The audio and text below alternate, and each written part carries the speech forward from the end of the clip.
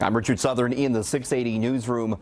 Medical marijuana stocks were smoking hot on Bay Street today.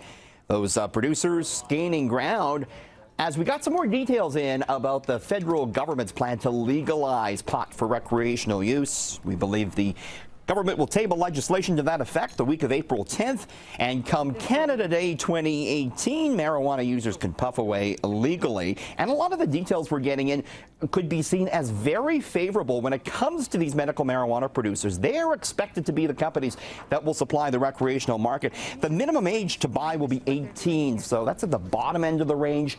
Good for the pot companies. You're allowed to grow at home, but you'll be limited to 4 plants. So that also seen as a positive, as is the timeline. A lot of these medical marijuana stocks are up 200, 300, 400% over the past 12 months. Meantime, tech-savvy teens are making a killing these days on the slime trend. If you have kids, you know what I'm talking about. It's the in thing right now, do-it-yourself slime. The main ingredient is white glue, like the stuff made by Elmer's. You add a bit of water, some multi-purpose cleaner called borax, and some food coloring.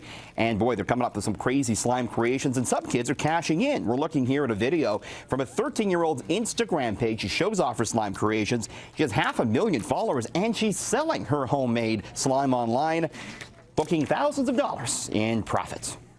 Well, you know, nostalgia sells these days. Millennials in particular like the products that they grew up with when they were kids, and companies are cluing into that. They're bringing back some 90s brands. You might remember some of these. Crystal Pepsi, back on store shelves 20 years after its demise.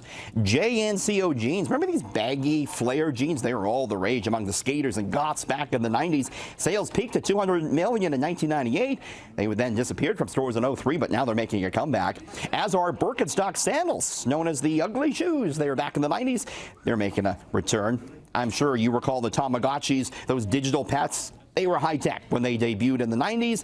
Bandai, the Japanese company that brought us Power Rangers, they've revived the Tamagotchi line. You can buy them again.